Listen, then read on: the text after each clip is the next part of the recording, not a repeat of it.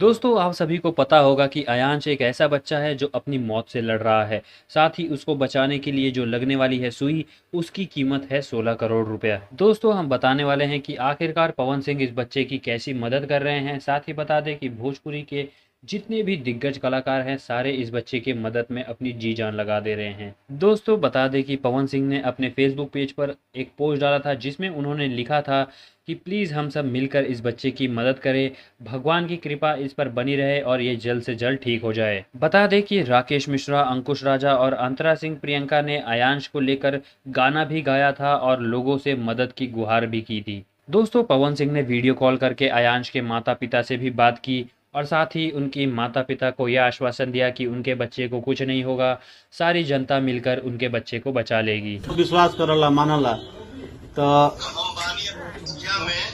जी अयोध्या में हम अयोध्या में बात करते जी भैया 12-14 दिन में यहाँ से फ्री होकर हम पक्का आई। अच्छा भैया रास्ता से जहाँ जहाँ पीछे हुए हम बैठाई आपके।